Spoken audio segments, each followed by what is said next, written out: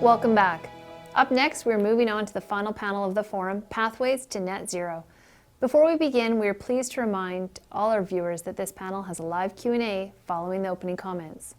And now I am delighted to introduce this session sponsor, Enbridge, to welcome our moderator and panel.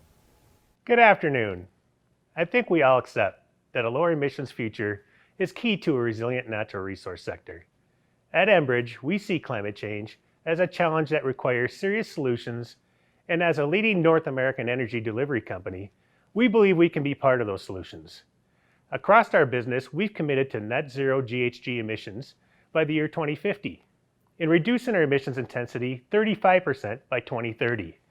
It's a challenge we're meeting head on in various ways by harnessing new technologies, modernizing equipment, greening our pipeline operations with renewable energy, and in investing more in low carbon projects. We fuel quality of life here at Enbridge, and we do it safely, responsibly, and sustainably. And now, I would like to welcome the moderator of this session, Mark Kirby, President and CEO of the Canadian Hydrogen and Fuel Cell Association. Thank you, Brian, and thank you, Sarah. Hello, everyone. I would like to acknowledge that I'm speaking to you from North Vancouver, the traditional and unceded territory of the Coast Salish people, the Musqueam, the Tsleil-Waututh, and the Squamish. I'd like to thank the event organizers, the sponsors, including our session sponsor, Enbridge, and everyone listening. Here we are. Last session. Thank you for staying online. We will be focusing on hydrogen as a pathway to net zero, and I'm sure you'll find it worthwhile. I'd like to acknowledge the talks by Minister Wilkinson and Deputy Minister Millar. Very interesting and informative. And we applaud the federal actions under the revised climate plan, the hydrogen strategy for Canada, and BC's leadership in GHG emissions reductions policy and support. In particular, I'd like to recognize the announcement this morning of the new Clean BC Facilities Electrification Fund and the new Clean Industry Power Rate. The discounted power rate will enable production in BC of cost-effective clean hydrogen, which is essential for the decarbonization of challenging sectors of BC's economy, including heating, industrial processing, and transportation applications such as trucks, off-road equipment, buses, trains, marine, and aviation. My name is Mark Kirby, and I have the privilege of leading the Canadian Hydrogen and Fuel Cell Association and the honor of representing Canada's world-leading hydrogen and fuel cell community. We're a national nonprofit industry and academic association. If you've got questions about hydrogen and fuel cell products, if you're thinking about integrating hydrogen and fuel cells into your products or operations, talk to us. Talk to your regional branch, FortisBC. Our members are truly a national asset that will help Canada thrive in a carbon-constrained world. So, hydrogen. Wow. In the words of the German energy minister, hydrogen is hot. I'm sure many of you have noted the groundswell of interest and investment in hydrogen over the past couple of years, including the recent release by Ekona of the Hydrogen Strategy for Canada. But what's it about? Is it real? Does it matter for BC and particularly for the resource sector? Well, this is your chance to find out. This is your chance to ask those questions. And there's lots of questions out there. For example, I'm sure you've heard about hydrogen before. Ballard Power has been around since 1989. Maybe you're asking, why is it different this time? Or we've got lots of clean power here in BC. Surely that's enough. What do we need hydrogen for? Should we be doing everything we can with clean power and only use hydrogen where absolutely needed? Or should we ensure clean hydrogen and clean power are available and let consumers and industry decide what is the best choice for their operations? My favorite, is it going to be battery or fuel cells? Do we need to invest in both building charging stations and hydrogen filling stations? Or will that combination allow us to electrify all types of transportation faster, cheaper, and more efficiently? And how about exports? The federal government says we can be a top 3 hydrogen exporter, generating billions in revenues and profits. Should we be pursuing that? Alberta certainly thinks so. Should BC get on board? And then the burning one. Virtually everyone from environmental NGOs to oil companies accepts that we need clean hydrogen produced through pathways that emit little or no GHGs in order to get to net zero 2050, and lots of it. But we have the so-called blue-green debate. So is clean hydrogen from fossil fuels with carbon management to prevent CO2 emissions, so-called blue hydrogen, needed along with hydrogen separated from water with clean power, so-called green hydrogen? A recent Hydrogen Council study says that the combination of blue and green is the lowest cost, fastest to put in place, and net better environmentally. Is that true? Or is that just an oil industry smokescreen? So I encourage you to ask your questions. And we have truly an expert panel here to answer them. In fact, I could not think of a better panel to address this from a Canadian perspective. Their bios are online, but let me point out a few things. Debbie Scharf is director of the Clean Fuel branch at Enercan with responsibility for growing Canada's use of clean fuels. Her department developed the hydrogen strategy for Canada, and now they have to implement it. Tyler Bryant works for a huge energy company, but they've been in the forefront of hydrogen energy, and Kevin brings a perspective from working at environmental NGOs and government. Sabina Russell was a rising star at Ballard Power, and I can say that because I was there, but she left to set up a consultancy that has become the go-to shop for hydrogen strategy and project development with clients around the world. And Chris Reid, he's a long-time hydrogen guy. He's an entrepreneur involved in several startups. Most notably, he identified fuel cells and forklifts as an early market and built a company around the idea. He successfully sold that company to a US company, Plug Power. Fuel cell forklifts became the heart and soul of Plug Power.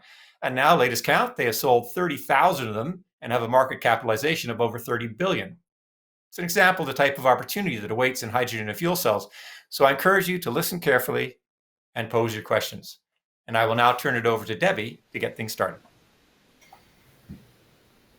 Thanks so much, Mark.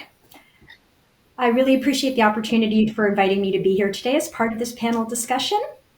I'm going to be speaking from a national perspective about Canada's opportunity for hydrogen and its power to help this country reduce greenhouse gas emissions with the goal of becoming net zero by 2050.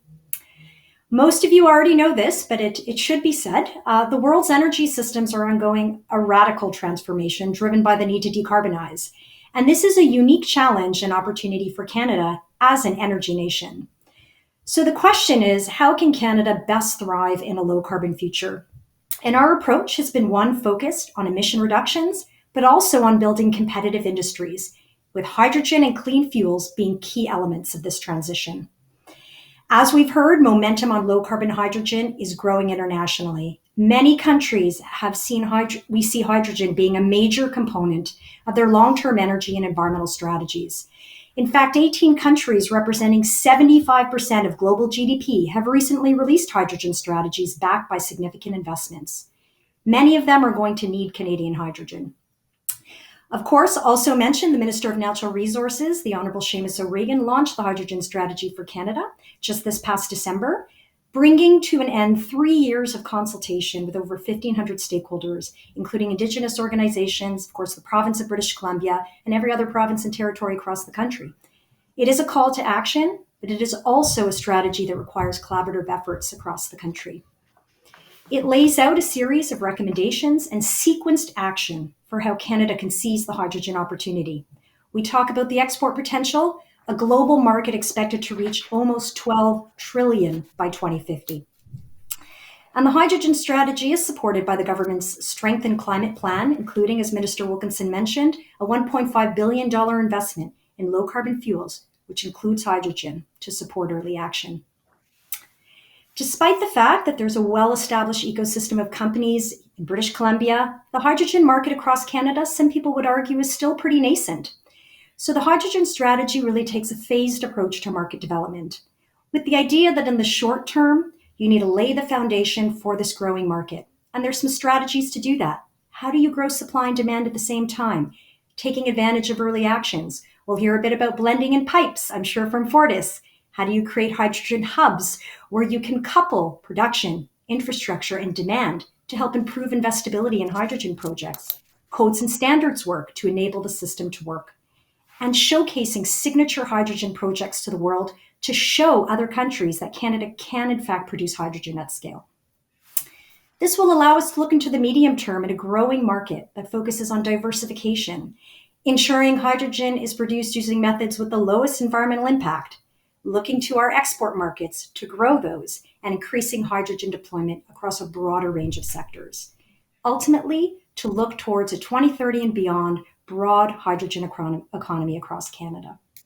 Eventually, we are looking at a sector that has the potential to contribute $50 billion to this country and over 350,000 jobs, many of which are opportunities for energy workers who can transition into the clean fuels field. Adopting low-carbon hydrogen across Canada offers very big economic opportunities, but also environmental opportunities, especially in those hard to abate sectors where electrification may not be viable technically or economically.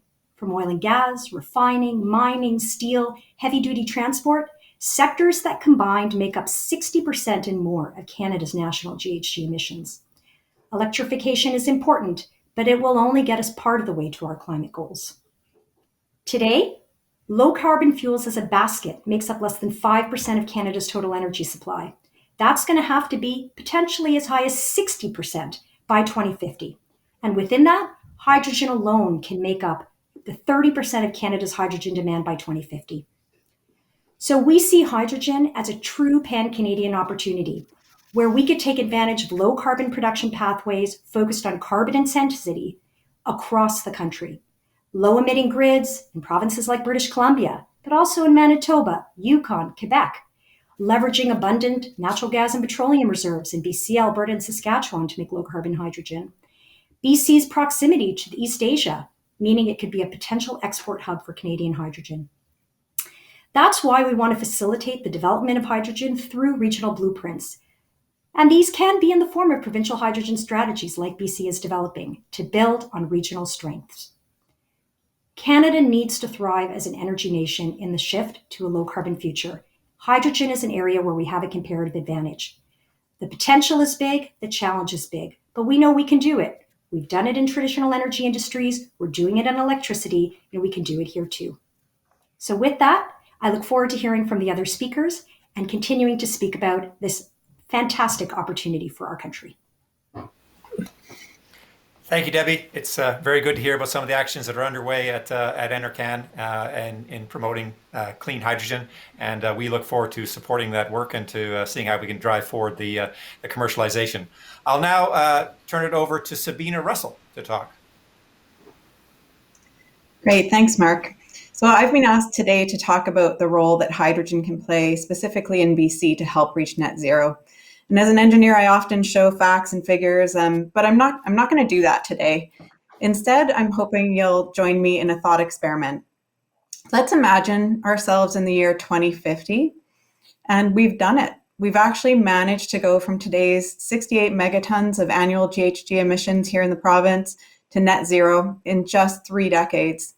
The way we capture or extract energy and how we use it in our province, it's radically changed because it had to. Looking back, the catalyst for change was this moment right now that we're living. The impacts of climate change were already being felt when the COVID-19 pandemic hit. This global crisis, it reminded us that the borders and the boundaries and the divides that we have created are imaginary, and in fact, we're all connected. In the darkest days, we also saw beautiful possibilities we hadn't seen in years. From clean waters in Venice canals to blue skies in Beijing, to showing us what amazing technologies can be developed and at what incredible speed when we work together to solve common problems. And that gave us a newfound resolve to change, and change we did. For 10 years now, all new cars purchased in BC have been zero emission. Most smaller sedans are battery electric, but SUVs and pickup trucks are pretty evenly split between battery and hydrogen fuel cell. The flying cars are almost all hydrogen powered. Solar roofing has become so cheap that all new houses self-generate at least a portion of their power, and battery power walls and hydrogen power walls are commonplace for home energy storage and vehicle charging and fueling. Hydrogen plays a bigger role in heavy-duty applications like transportation, trucks, new passenger trains, and over-the-road buses. Transit buses, again, are split between battery and fuel cell, and it really just depends on the routes they're traveling on and the climates and the depot energy storage needs. BC's ferries, they've had to go zero emission as well. The big ferries use liquid hydrogen because of high energy density and the need to refuel quickly to match turnaround schedules. The oceans are not only cleaner, but they're quieter too. Diesel has been dead for a long time. In fact, burning fuels with carbon attached is almost completely eliminated. And where it does still happen, the fuels are carbon neutral. Biofuels, RNG, or refined liquid synthetic fuels that are made from captured carbon from the air and renewable hydrogen.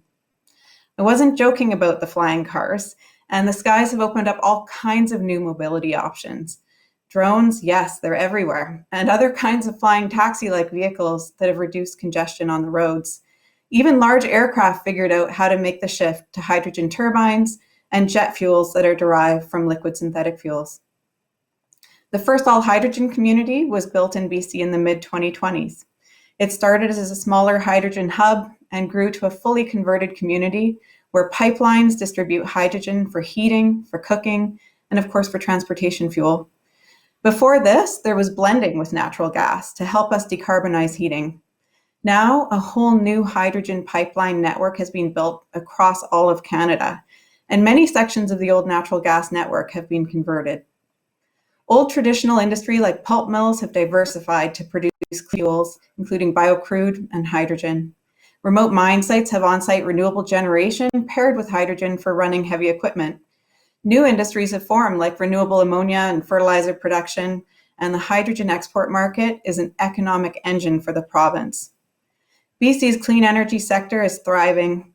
When the province fully embraced net zero, it allowed our local companies to showcase their products here at home and to accelerate technology development by learning from these local deployments. This change you are feeling, it's real.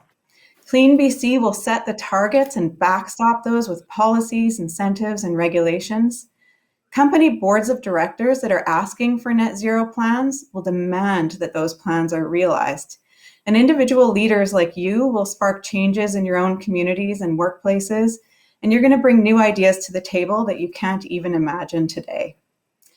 The changes started, but it was accelerated and enabled by the once-in-a-generation opportunity to build back better, supported by the economic stimulus actions following COVID.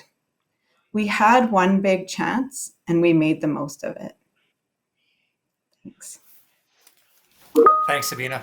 That's very inspiring. I think you've painted a really attractive picture of how we can make that transition to, and how we need to make that transition to a clean economy, which relies on clean fuels such as hydrogen. Now, I'd like to turn it over to Tyler. Thanks. Well, that was inspiring, both Debbie and Sabina. I'm actually quite excited hearing that, and I'm also excited just to be before you today representing FortisBC, maybe bring it back from 2050 and into the here and now. Completely agree with Sabina that a lot is happening right now, and what I wanted to just maybe focus in on was, some of the activities we're doing and kind of what we see as our trajectory out to 2030. So, as I hope everybody knows, FortisBC is a regulated gas and electric utility here in the province, and we've been operating in some capacity or under some ownership in this province for over 100 years, and so we like to think we know this province well, and we're really kind of excited to be on this journey, as Fazil was saying on Clean BC and Sabina and others about just how ambitious and how much of a leader BC has been on the case for hydrogen and the case for renewable gases and the role for the gas system in particular in decarbonization. So much so that we like to think that we're one of the world's leading gas primary utilities in terms of decarbonization. We've set a 30% reduction target for our customers' emissions by 2030. That will reduce approximately 4 million tons of emissions in the province and globally. That'll be the largest reduction of any entity in BC in that time frame. And one of the biggest levers that we have to pull is on hydrogen and renewable gases. And so BC's 15% renewable gas blend target is a world-leading policy. And we have a significant opportunity here in the province to produce renewable gases, whether they're renewable gases from our forestry waste, through renewable natural gas, or through hydrogen, using renewable electricity, or even our very low carbon natural gas reserves with carbon capture and storage. So, just in terms of the here and now, we have plans, or we have approved renewable gas supply projects to bring approximately 7 petajoules on in the next 2 years. That would expand our portfolio by 12 times in the next 2 years. So we're really excited about that. We are going to achieve the Clean BC 15% target. And just to say, that is a major development in clean energy in this province. When we achieve that target of bringing 15% renewable gas, that'll actually bring 60% more clean energy into BC than what will be provided by Site C. So it's a huge injection of clean energy into this province, and will all be provided through the gas system. We're very excited by that. Looking out, we're looking specifically at biogases, biomethane, renewable natural gas. We have projects to move into advanced technologies such as gasification of wood waste. We have an incredible amount of potential through our very large forestry sector here in the province, and a lot of partnership opportunities to strengthen other industries, to strengthen our forestry sector, to also strengthen our renewable power sector through the production of hydrogen. And just to focus in a little bit on hydrogen there, we are actively pursuing and partnering on 7 projects across the province. We have projects as large as, a very large project up in northern BC with an eye to deliver that gas down to the lower mainland. We have ideas for projects for district energy systems. We're funding UBC Okanagan to do a lot of research into blending hydrogen. So a lot is happening on that front. We were just recently approved to have a $25 million ratepayer-funded innovation fund. And of course, renewable gases and hydrogen are going to be and have been a major part of that funding portfolio. So in the end, we're very excited. We are along for the ride. But I just wanted to emphasize that it'll require more than just FortisBC to come here with us. Like, we will need partnerships with other levels of government, municipal, provincial government, the federal government. We'll need opportunities to partner with Indigenous communities and other resource communities. And of course, we'll need to be involved with the burgeoning clean tech sector. So in the end, yes, we're kind of early into this journey, but in terms of FortisBC, we're committed as part of our decarbonization goals, both to 2030 and to the long term, to become a net zero energy utility, to leverage the expertise we have here in BC and look to renewable gases, as being a major component of that, especially hydrogen. So thank you very much. Thanks, Tyler. Appreciate that update. And it's, again, very interesting to hear that a major energy company is embracing hydrogen and renewables so aggressively. And I was particularly intrigued by the comment you made about the 15% renewables content and what that means in terms of energy and impact in BC. And I also am really intrigued as to what that's going to mean for the Indigenous communities and for industry and for project developers in terms of business opportunities to meet that, and what that'll mean in terms of investment and jobs and so on flowing into BC. So it's pretty exciting. Last but by no means least, I'd like to turn it over to Chris. Great. Thanks, Mark. Appreciate it. It's a pleasure to be here speaking to everybody. I'm going to talk a little bit about the technologies that we can bring to bear here as we try to produce clean hydrogen. But before I begin, let me talk just a little bit about this. This is about how we get to net zero by 2050. So we've talked about what we're going to do is electrify what we can. And to the limits of the economics or those hard to electrify sectors, like was talked about by one of the speakers before me. We can't get all the way there. Of course, we're going to have chemical fuels that are still going to be part of our energy system by the time we get to 2050. This is where hydrogen starts to come in. There will be, we'll have biofuels, of course. We'll have clean crude, I'm sure. We'll have synthetic fuels, clean synthetic fuels.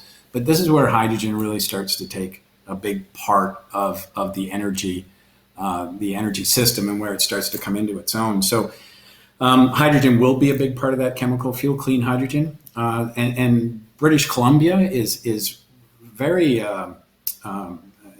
very well positioned with respect to those feedstocks that will create hydrogen from. So we have a lot of hydroelectricity here, which everybody knows.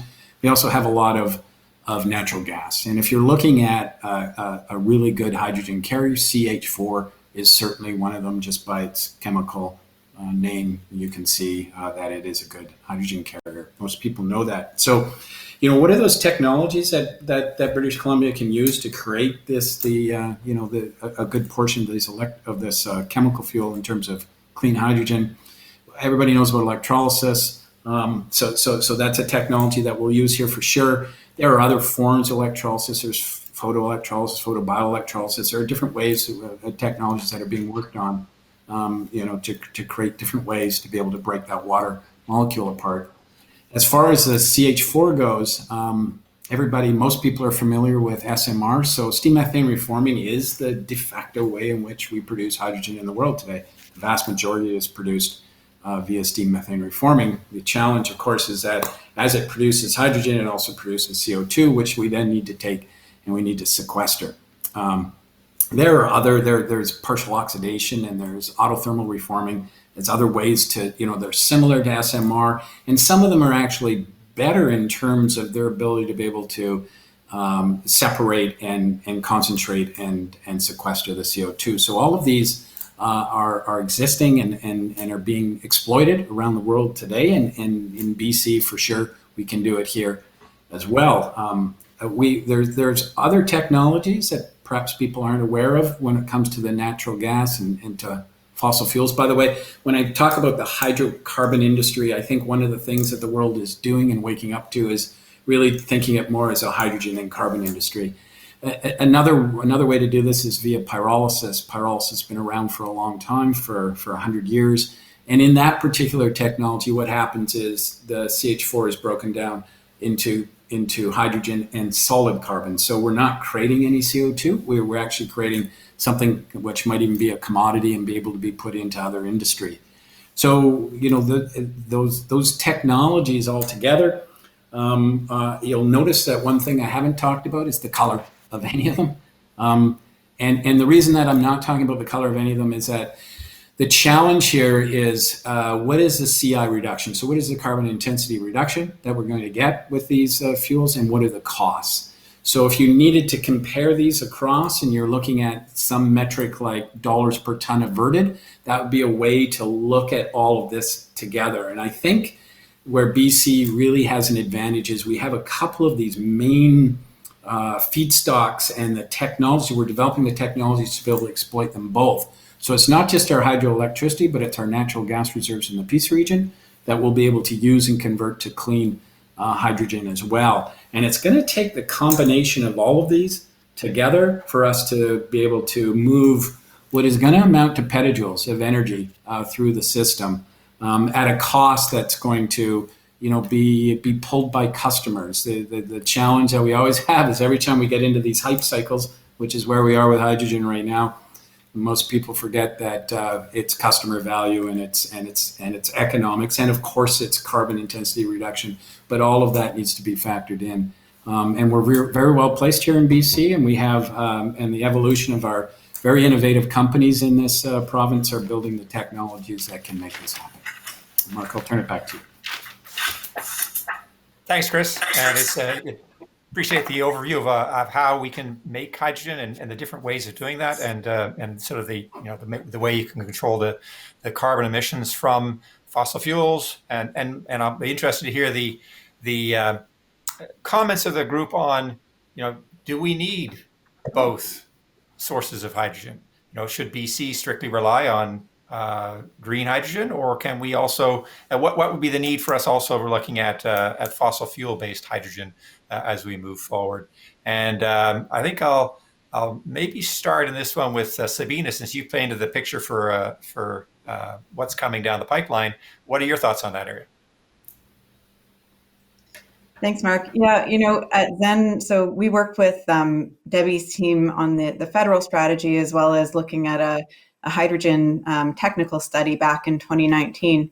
And, for me, I went in not really sure that we needed blue hydrogen, but it was really when we started modeling the energy system at that macro level and looking at the number of petajoules of energy that we use, that it became really clear to me that we absolutely need every color of hydrogen. We need all low carbon intensity sources.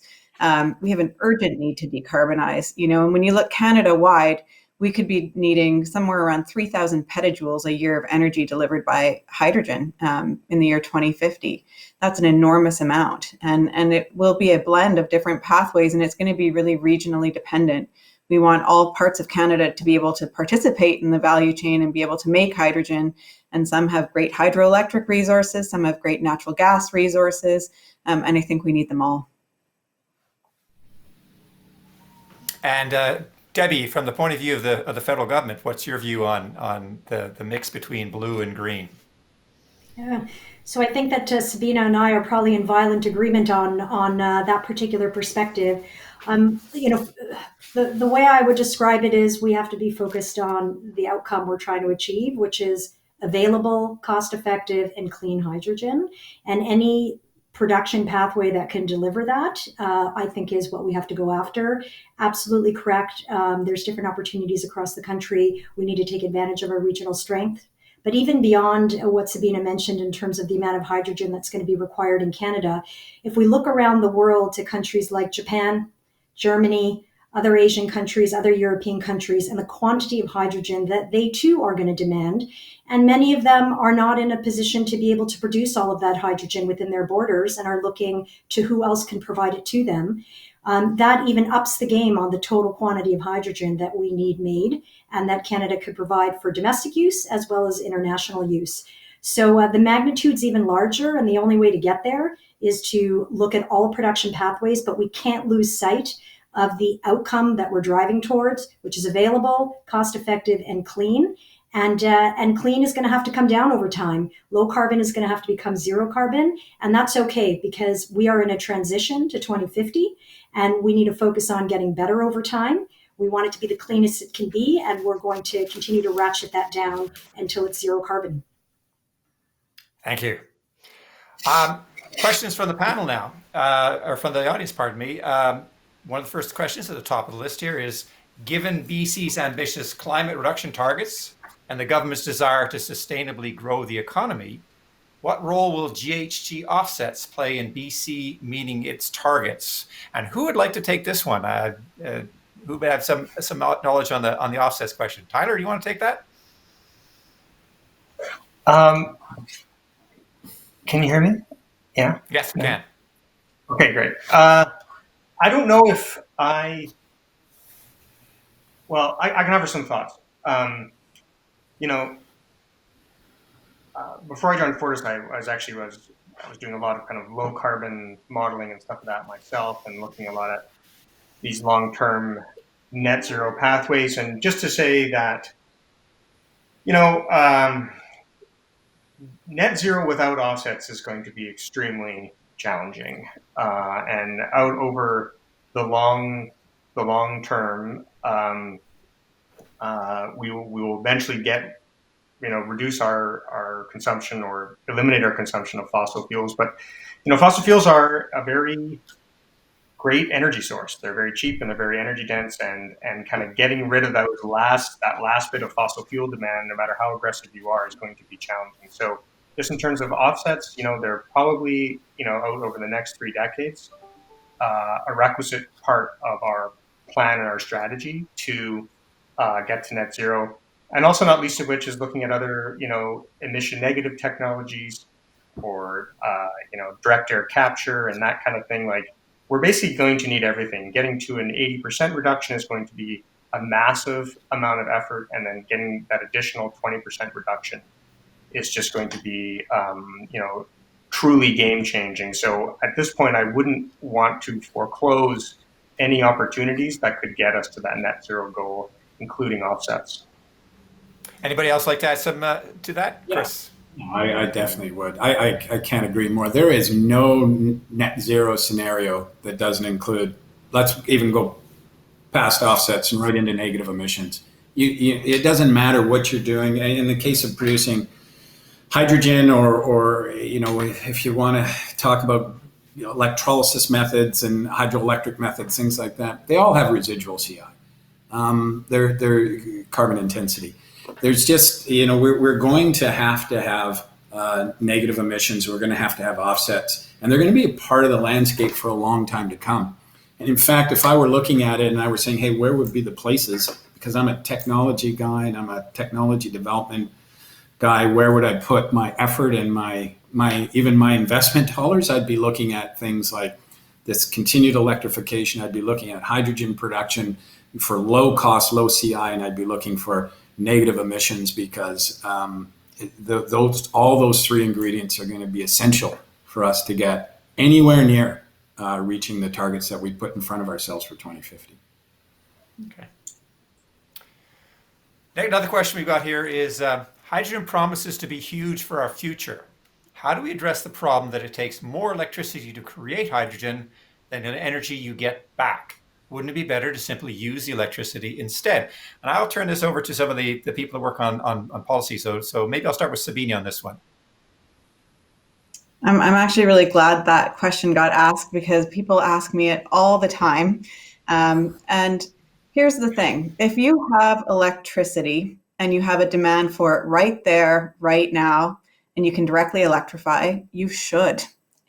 But the reality is a lot of times we have generation capability that's far away from where the energy demand is. It's at a different time. So you look at wind and solar, in California, they get these huge peaks during the day when the solar is all active. And how do you store that energy? And so the reason that hydrogen makes a lot of sense is it can actually give flexibility in terms of when you make it and when you use it. It gives that time buffer. It can be transported in a really energy dense way. Hydrogen and production through electrolysis is still quite efficient, and fuel cells are twice as efficient as a regular combustion engine. So the whole efficiency argument against hydrogen really falls apart to me. We need to do it all. And when we can directly electrify, none of us say that we shouldn't. Okay. Debbie, you want to add anything to that from the point of view of the federal government and looking at building out clean power across the country and how we can best use that? Yeah. Well, one of the things maybe I would add is the concept of energy resiliency and the importance of energy resiliency. People rely on having their energy delivered to their homes and businesses every day. And the intersection of different energy sources and how those work together to build greater resiliency in the system is a really important question. And the interplay between hydrogen and electricity, and by way of example, intermittent renewables, and the ability for those two energy systems to work together to build greater resiliency and actually allow a greater amount of electrification to happen through variable renewables, which could be cheaper, which could be dispatched more easily and distributed to where it's needed. So that's quite powerful. And that's something we have to think more about. It's the same way when you could think about the gas and electricity system also working together to build greater resiliency. So I think it's an outcome that is really important, and hydrogen as a really flexible energy vector allows our electricity system to operate even better than it necessarily could today. So I see that as a plus. Great. Anybody else? Oh, another hand up from Chris. Yeah, sorry. It's a false dichotomy. The question you're saying, well, if I'm let's say I'm using industrial heat, would I use electricity or would I use hydrogen from electricity? Both of them are going to be really, really expensive. And if you're going to use hydrogen and you have a decarbonized fuel, and you're looking at the lowest cost per ton of CO2 abated, I'd use hydrogen that was derived from hydrocarbons. And you'll be able to be lower cost from that, and you're not caught in that same dichotomy that the question was asked within. And that would be my answer. Great. And related to hydrogen, and this one's tailor-made for Tyler, is the question has been asked, how close are we to having codes and standards and permission to be able to inject hydrogen into the natural gas lines? Well, hopefully very soon, because we're getting very close to injecting hydrogen into the gas transmission lines. So right now, I mean, that may be that is kind of that's a more of a question for government to help us on the way, and of course, FortisBC is helping to inform that. But just to say that we are in the detailed process of doing all the feasibility and studies that we need to do to inject hydrogen into our high pressure transmission systems and into our low pressure distribution system. The idea would be in the next 18 months, a lot of that work, a lot of that engineering work will be happening, and ideally the codes and standards are developed in tandem and at the same time. So again, we're kind of looking to, we do need a bit of runway here. It's something that we need to kind of do our due diligence on, government, utilities, so on and so forth. And so we're looking to like 2030 to be that real big moment when hydrogen's coming on. But, we're really excited and ambitious and want to bring hydrogen projects to market within the next 5 to 7 years. Great. I understand that hydrogen and the natural gas grid is a provincial responsibility, but taking Tyler's point that there needs to be that permission given. What is the federal government doing to try and smooth the path to allow us to inject hydrogen not only in BC but perhaps right across the country? Yeah. So that's a great question. We talk a lot about codes and standards at the federal level, even though oftentimes it may not be the federal government that integrates those codes or those standards into actual regulations that take effect. But it is certainly, codes and standards are an enabler or they are a roadblock. And so it's the sort of thing you may not think very much about, but is actually what could stop deployment from happening or enable that deployment to happen. And one of the interesting things maybe I'd say that codes and standards really highlights is this concept of sequencing.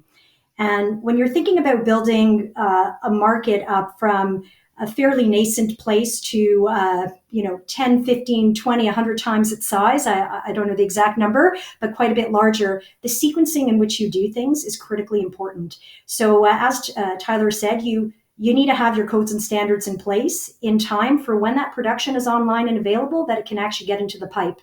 And so one of the things the federal government can contribute is not only support in terms of the actual development of the codes and standards, which is often a convening process through standards development organizations and requires consensus across a number of industries, but also making sure that we're thinking about these type of enabling pieces in a very sequenced way, so that we don't find ourselves stranded making the wrong investments at the wrong time because the system's not ready to accept them. So I'd say two perspectives from the federal government is getting the sequencing right, but also helping to enable the development of the critical codes and standards so that organizations like Fortis and others are able to deploy and use the energy that's needed at the time that it's ready to be needed and used. Seems a lot of interest. Now, any comments from any of the others, Sabina? No. And so what I'll then ask is more of a technical question. Isn't hydrogen really tough to contain, being the smallest molecule? Industries that make it from methane struggle to keep it in place, ? Sabina, you've been doing a lot of work in this area. Do you want to talk on that? The question, I guess, would be, I'll put the question is, how do we move hydrogen in the large quantities that's going to be needed from where it's produced to where it's going to be used? Can we do that, and can we do that cost effectively? Sure, that's a different question than how we contain it, but I'll try and cover both a little bit, because hydrogen is an extremely light molecule. People worry a lot about it leaking. Here's what I'd say. When I worked at Ballard, we developed automotive fuel cell stacks that had 440 cells in one car, and it had kilometers worth of seals in each fuel cell stack. And we figured out how to contain it very well through engineering and material selection. And it's the same, if you're putting it in a tank in a vehicle or in a pipeline. We have figured out how to do it through good science, good engineering, and materials. How do we move it effectively? Because it is so light and so dispersive, it's a challenge. The volumetric energy density is low. And so that's why you see hydrogen moved around, when it's in a gas form, it's in high pressures. And then when we're moving a lot of it around, we'll actually liquefy it as a cryogenic liquid, because we can just get way more energy in one truckload, for example. And then ultimately, pipelines will really be beneficial. It's the lowest cost way really of moving it around. You don't have to compress it to really high pressure. You don't have to put the energy in to liquefy it. So once we have enough supply and demand in a given region, pipelines will ultimately make a lot of sense. So I'm going to pull on that a little bit. So Chris and Tyler, can you actually move hydrogen effectively in pipelines? Is it significantly different than moving natural gas? Or is there something special that you need to do? Tyler, why don't you take first shot at that, and then I'll go after you. Okay, just one caveat. I'm not an engineer, and I'm very happy to not be an engineer, actually, by the way. I'll just take that with a grain of salt. I am a foofy policy guy, but I do spend a lot of time with engineers because I work for a utility and you just can't avoid them. And I do kind of, some of their stuff rubs off on me. So in terms of moving hydrogen through pipeline, just a couple reflections there. Yes, there are. I mean, it's a lot of our pipelines were kind of not designed to, they're primarily designed to move natural gas, and of course, hydrogen is a fundamentally different molecule in that pipeline. But we do have a fair amount of experience with hydrogen pipelines around the world, and heck, even here in BC, we were pipelining, syn gases, high concentration hydrogen gases, such as even on Vancouver Island, quite some time ago. So the idea of pipelining hydrogen around is not new. It's been around for a very long time, and this is what we're going to do here at Fortis is we're going to figure out just how much we can put in our pipelines, what are the limitations, what are the upgrades that we would need to do, and also thinking about how could we repurpose some of our pipelines, and when we if and when we do build new pipelines, to make sure that they are future-proof, that they are hydrogen-ready. These are all kind of active and live conversations that are happening in the utility now. And I would say, yes, there are some concerns about technical limitations, so on and so forth. And, we're taking a look at that. But at first glance, it doesn't seem like this is a deal breaker at all. There's lots of different ways to address, to kind of repurpose our gas system to have a lot more renewable gases, including hydrogen. Great. And more broadly, piping it and moving it, can that all be done safely? Chris, you want to jump in on that? Yeah, sure. I would agree with everything that Tyler said. I would say, there's two challenges with moving hydrogen through pipelines. One is there's this classic hydrogen embrittlement problem that we have. In other words, when you get a certain concentration of the hydrogen, the materials which the existing pipelines are made in, they can become embrittled, and then they can catastrophically fail. So we don't want that to happen. But we can put in quite a bit of hydrogen through those pipelines until such time is reached. And then what we have to start thinking about is replacing those pipelines with hydrogen compatible materials. And in some cases, they're already there, depending on where you are in the distribution grid.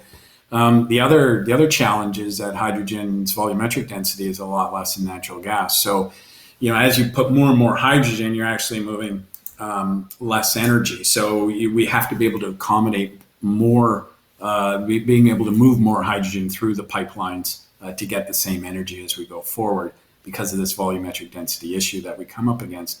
It opens a whole other question though, Mark, and that is, how are we going to, we're an export energy nation, and how are we going to continue to move hydrogen, or the forms of hydrogen from our shores to our export destinations. And that's a whole another area. I would suggest that we have a form of moving hydrogen right now, which we use all the time and is quite successful, and that's as natural gas and as liquefied natural gas.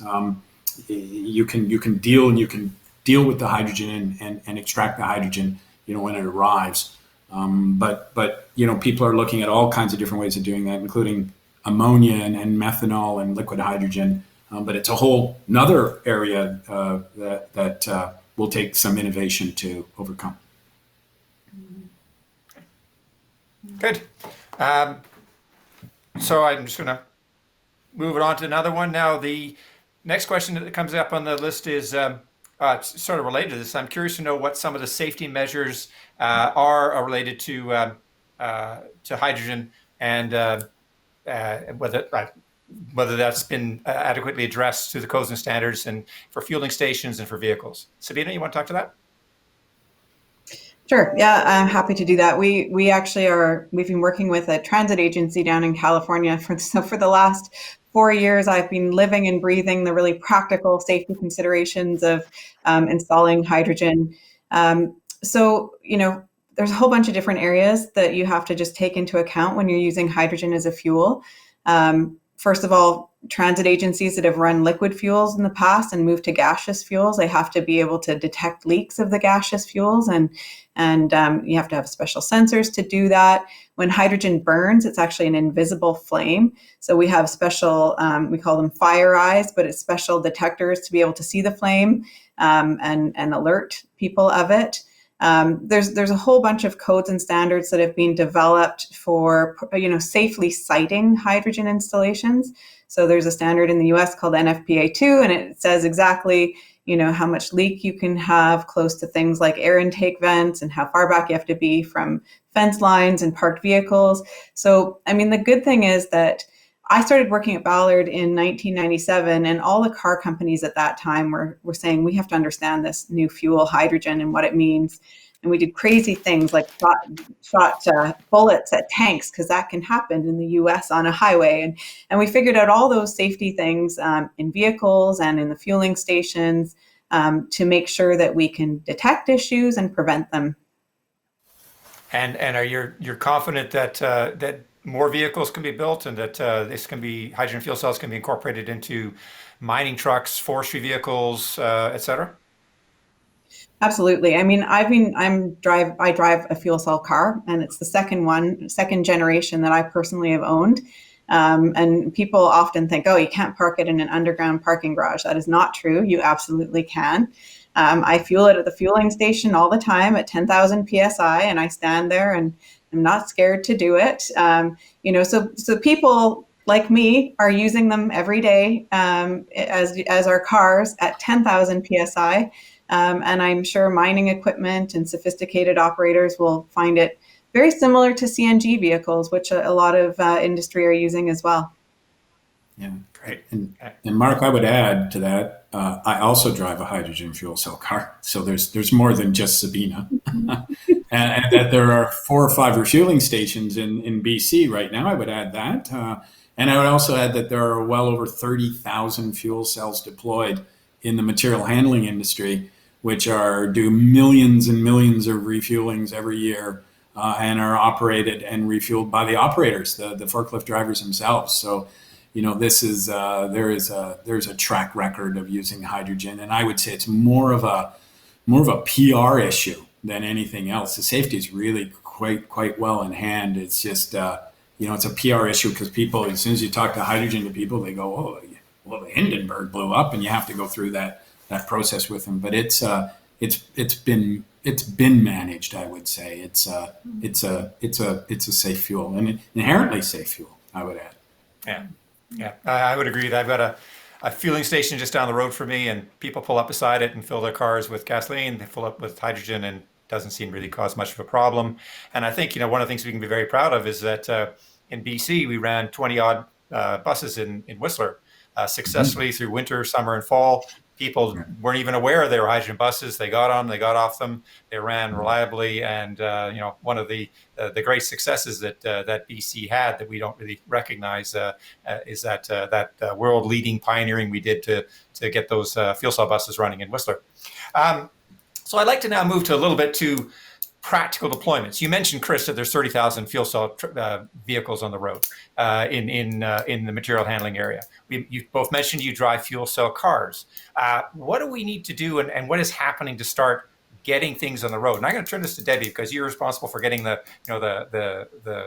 strategy going, to getting vehicles on the road, to getting people using hydrogen for heat and for their decarbonization of their operations. What are some of the practical first steps we need to do to get hydrogen into the marketplace? Well, maybe I could say a few things about getting hydrogen vehicles on the road, just because we do deliver programming around zero emission vehicles. And, there's a couple of concepts that are important in terms of the types of market barriers that you may face, apart from any of the safety or codes and standards and whatnot. And of course, there's upfront cost. which is a concern whether or not you're a consumer or a business, and things that people think about, and in particular around transportation. And if you want to think about trucks and cars and things that drive on the road every day, is the ability to refuel effectively, to be able to run your car. So those are two issues that the federal government is tackling through purchase incentives around buying vehicles, at least passenger vehicles at this point in time, and installing the infrastructure that's required so that Canadians can feel that they can drive their car every day and charge it or refuel it, depending on what type of zero emission vehicle they're using. So, we tend to look at these issues from a bit of a market barrier perspective. What is preventing the deployment? Cost is often an issue. Infrastructure is an issue. But there could be others. We talked about PR just a moment ago. Often awareness and understanding of a new technology or a new practice can be a barrier in and of itself, even if it is cost effective, and even if the infrastructure is in place. And so you have to be mindful when you're thinking about deployments of what are the things that are standing in the way.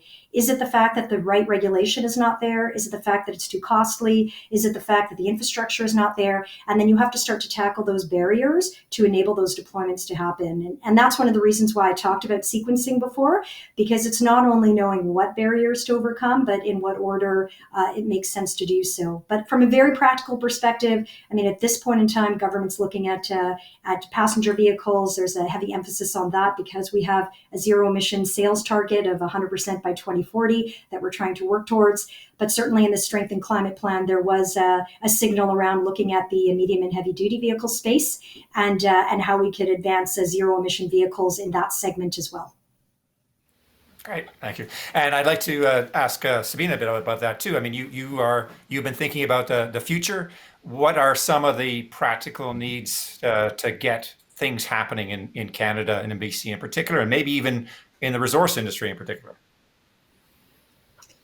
Yeah, the honest truth is it's really quite hard to get a hydrogen project off the ground in Canada right now. But I think it's going to get easier. I think there's a lot of signals that things are changing, and we talked about hydrogen hubs as being really important, and I'll tell you why I think that that's a real key is we've done pilot projects. We know the technology works. Now what we need to do is we need to achieve scale, and we need to show that the economics also make sense. And so we talk about hubs because a hub is a geographic region where you develop the whole value chain end to end, from supply to how you move the hydrogen to multiple end uses of the hydrogen, so that you kind of create that certainty and demand for the people who have to invest in the upstream infrastructure.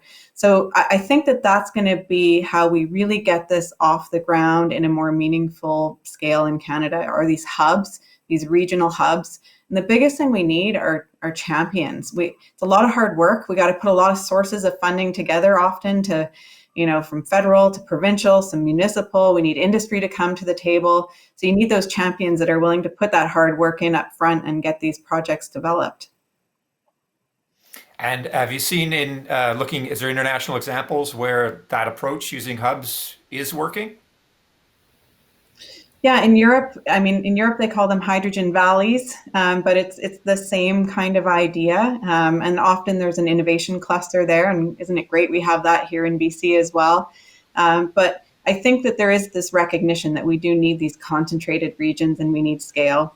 And certainly, Japan is figuring that out. Their scale is just unbelievable compared to ours. But China is another good example. Regional governments are creating whole sectors around hydrogen, whether it's trains or heavy duty trucks, and they're figuring out that whole value chain in that one region, often led by local governments.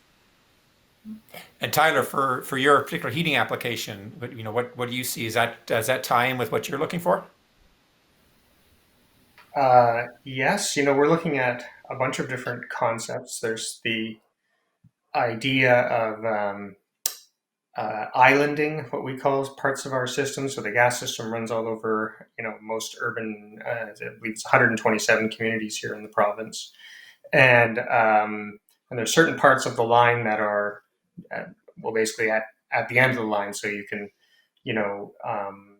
if you're concerned about introducing hydrogen all over, you can what we call island different parts of it, and introduce higher blends, and then at the same time kind of go in and retrofit type of people's heating systems. So we actually have significant experience doing this already. A while back, I think it was 10 years ago or longer, we converted the Whistler heating system from propane to natural gas, and that required just basically replacing everybody's existing burner tip on their furnace and whatnot, on their boiler, with a new burner tip that could burn natural gas. And so we've done that. There's a model for that. That's kind of what the utility has done. And so that's kind of what we think of like a kind of a mid to late term concept is kind of doing, these kind of surgical strikes for kind of introducing high blends of hydrogen to specific communities, specific areas on our system to drive down the carbon intensity of the whole system. So if you did let's say taking your example, Whistler, and converted Whistler to hydrogen, it would be essentially a net zero community at that point. It would be producing no net GHG. Very much could be. But just to say, like, Whistler actually is at the end of the line of one of our many lines, and there's if you going back to Sabina's vision, kind of into 2050 and so on, you could really imagine. So you have carbon engineering on the way, and in Squamish on the way to Whistler. We already have done a big replacement of heating systems, and you could really start piecing together an interesting story or an interesting concept for how a very high hydrogen or you can kind of partner with carbon engineering and methanize that hydrogen if you want in some way, and create either net zero methane and so on and so forth. So that's not really in the plans in the short term, but it's honestly something that we talk about. It's something that we have to be mindful of, because this needs to be planned out to get to the necessary steps to get to net zero, right? Like that is this is all kind of, it seems kind of up in the air, but the more you think about it, you say, geez, if we need to do that by 2050, 2060, 2070, then we need to start planning for a lot of this stuff now. This seems to be something that should be of interest to some of the resource companies on the line here and communities, because it seems to me that what you're talking about is engaging a big resource company or other that might have a need for hydrogen and might have a fleet in a community that may be able to be converted from a heat point of view. Is this something where you would sort of challenge some of the people online maybe to start investigating and looking at this? This is something we're really looking into, like right now. Conversations this morning, frankly, with looking at one of the really near-term opportunities that we see is our industrial energy users, using these industrial users as host sites, because they have these big pieces of kit, say like a large industrial kiln that can is quite flexible, quite resilient for the types of energy it can consume. It's kind of built to be that way, and really trialing hydrogen using the offtake of, say, a big cement kiln to use hydrogen, use the excess hydrogen that we're producing, and then we can blend some of that else into the natural gas grid. I think that one of the concepts that we're working with is kind of going to our industrial partners, who are in many cases like our large consumers, and exploring opportunities for them to be one of the very first opportunities to introduce hydrogen onto the system. And I think there's a lot of potential there, and we're really kind of in many respects open for business in that conversation with our industrial consumers, particularly those consumers in the resource sector, like in pulp and paper and so on and so forth. So yeah, definitely that's a very live conversation. And then more broadly for others, I mean, that would seem to also say, that they're starting to pull in the industrial users, but you've also got your municipalities that might have ability for buses and vehicles and a light duty station. Is that, Debbie, sort of aligned with what you see is the path for starting to roll out some of these applications? Well, I would actually say I was going to interject. I was trying to find my way in there, in particular on the hubs piece, because I think I was remiss, and Sabina caught, I think, something really, really important around these hydrogen hubs. And why I was remiss is because absolutely it is one of the most immediate things that we can do. I would take it a step further. These hydrogen hubs not only can overcome some of the technical barriers that we face, because you're looking at supply, infrastructure, and demand projects in close proximity, but there's actually the idea that you could actually improve the investability of the projects by bundling them together in a way that you provide certainty of supply and certainty of demand. You asked, where we're seeing some of these hydrogen hubs in play. I did want to point out that there is the potential for a sort of early hydrogen hub in Canada in the Alberta industrial heartland, and there's been some work that's being done there, and in particular around the freight corridor between Calgary and Edmonton, where they have a lot of heavy-duty trucks going back and forth, a very clear freight corridor, and the ability to look at the deployment of hydrogen heavy-duty vehicles within the construct of a hydrogen hub. And in fact, in that particular setting, it is very municipal driven. A number of mayors from around that region coming together to help spearhead that, along with others in the private sector. So that can potentially be one early model that we can look at within Canada. It's certainly one approach to a hydrogen hub. There's the possibility for others that are making use of other production pathways and other energy sources to make hydrogen in other parts of the country. But that is one true Canadian story that could be starting to emerge very soon. Okay, so gauntlet thrown. Alberta seems to be moving to a front here in terms of deploying clean hydrogen and various applications. I would say challenge to BC to see where we can do something similar. Any thoughts as to where that any actions that are happening that you want to touch on, that projects that could be the basis for that? I'd like to just add something to this, Mark. Right here, I've been trying to do the same thing, figure out where to interject. So the 900-pound gorilla in the room is cost. There's a reason why the Transition Accelerator and these things are starting out in Alberta, and that is they make hydrogen right now. They make it via steam methane reforming. They can sequester it, and they can probably make clean hydrogen on the order of, depending on their cost of natural gas, for $1.50, $1.60 a kilogram. And that's why you can start to talk about those kinds of things, because you're starting to get a price point, under $20 a gigajoule, approaching $10 a gigajoule. These things you start to look at that, and you look at the context of the regulatory framework and the policies that have gone in place, whether it's the clean fuel standard or whether it's the announcement of the carbon tax going up to $170 a ton. This cost structure starts to make sense then, and you can start to implement some of these things. I mean, in Alberta, they're sitting with, they use a lot of hydrogen right now as a commodity for refining and upgrading oil. And that's a classic candidate for them to start to convert over once these costs get right. And then you have this huge demand, and you can start to generate the technology implementation, and then you can start to spill it into the other marketplaces. And I think, for BC, the gauntlet's a great way of putting it. We have our neighbor, and our neighbor is well on its way to doing these things. And we're sitting here too, and we have the ability to do that with our mix of our different sources, but we can't get there, I don't think, when our hydrogen is going to cost us $3 to $5 a kilogram to make. And even though you can argue that it has a deeper CI reduction, it's not that much deeper than some of these other methods. And when you calculate on a ton per CO2 displaced basis, we do not compete well against those other ways of making hydrogen. So, the hubs are great ideas, but boy, it's got to be drawn up in the context of what's economic and what works for customers. I just have to anybody say, I have to say, I do ultimately agree. Absolutely, cost is so critical, and right now, hydrogen made from fossil fuels, even with carbon capture and sequestration, it is the cheapest path. But when you look at how do we get to these sort of large-scale centralized plants that have SMR with carbon capture and sequestration, usually geological, you have to have big scale, and it takes some time to build those out. And I think today in BC, we can make hydrogen hubs economical. And so this announcement by BC Hydro this morning, the industrial electricity rate they've got this new economic development rate that reduces the electricity cost by 20%.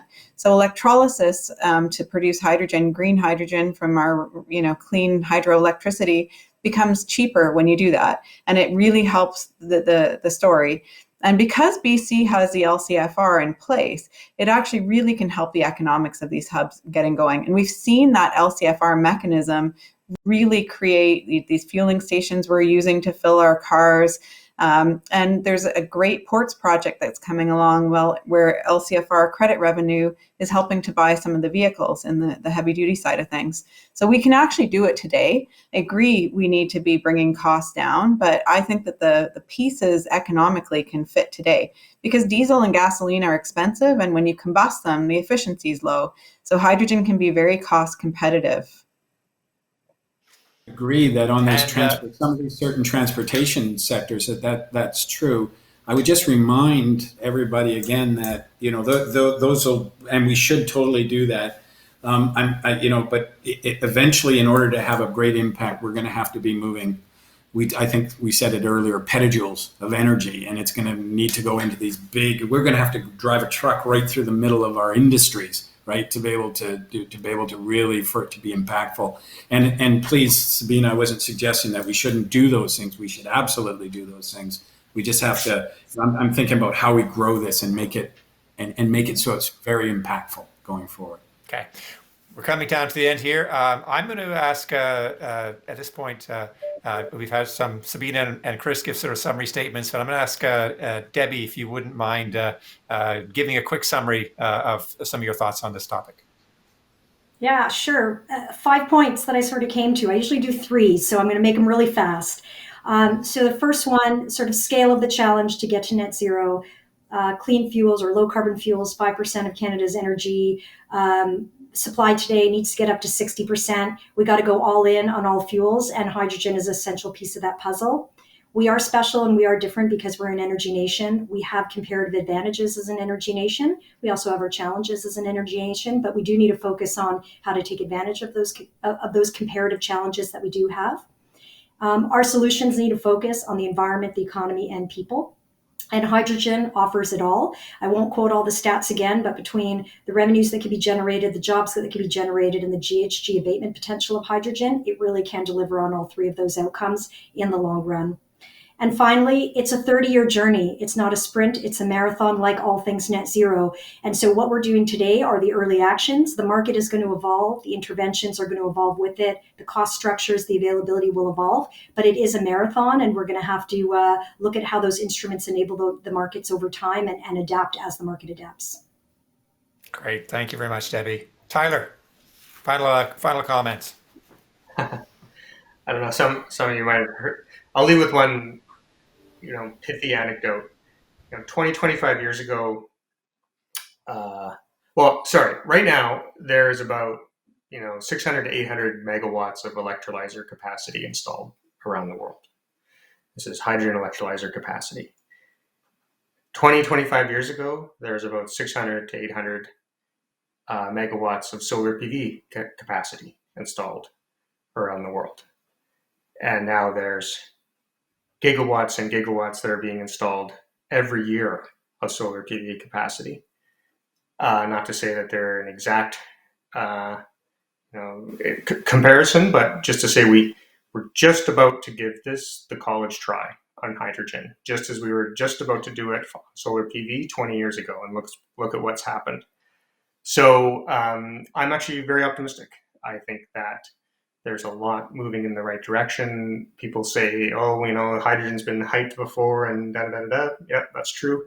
But, last time around, big utilities like FortisBC, for example, were not coming to the table, and we're not looking at, billions of dollars of, say, regulated capital investment into something like this. This is a much different situation. The climate imperative, frankly, is a much different situation than it was at previous hydrogen hype cycles. So I just wanted to say that, I'm excited, and I think this time truly is different. All right. Thank you very much. I appreciate the comments from everybody here. They've been very helpful, very insightful. I've been playing in the hydrogen space for many years myself. I cannot believe the interest and excitement around hydrogen. I see innumerable business opportunities coming up, and I would really encourage the listeners here to investigate further, to get involved, to contact the members here or the Canadian Hydrogen Fuel Cell Association, and see what the opportunities may be for your industry.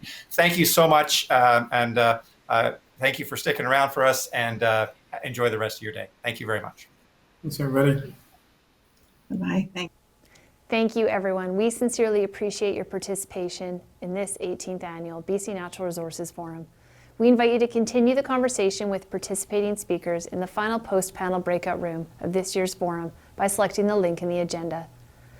Well, it's been an extremely enlightening and eventful 3 days. At the outset of the forum, we heard about the tremendous challenges and opportunities facing the resource sector as we work together to rebuild our provincial and national economies in the waning days of the COVID-19 pandemic. I think everyone will agree, from what we've heard from our speakers and panelists, that BC's resource industry is certainly up to the challenge. Across all sectors, industry leaders reiterated the importance of operating in a sustainable manner that's respectful of all stakeholders to protect the environment and support current and future generations. First Nations leaders reminded us that UNDRIP is a minimum standard that companies must meet to respect Indigenous rights. They underline the importance of communication, cooperation, and connection with individual communities to implement DRIPA and put us firmly on the path to reconciliation. We also heard about the industry's most underdeveloped workforce, women, how greater gender diversity and inclusion can spur innovation and productivity and profitability. Our forestry panelists highlighted the results of their supply chain study, which reinforced the fact that every BC community is a resource community. We also learned how market forces, led by ESG investment, are driving companies to improve their environmental, social, and governance performance. Central to this is the move to develop and adopt innovative technologies, reduce emissions, decarbonize key sectors of the economy, and embrace greener forms of energy, such as LNG and hydrogen. It's clear that the resource sector is in the throes of a dramatic transformation, and BC is at the forefront of these exciting market opportunities. We're hopeful that we have provided you with a new perspective on the road ahead and the possibilities that await. So on behalf of the conference organizers, the Forum Advisory Committee, sponsors, exhibitors, and speakers, I would like to thank you all once again for attending the 2021 BC Natural Resources Forum and officially bring this year's virtual forum to a close.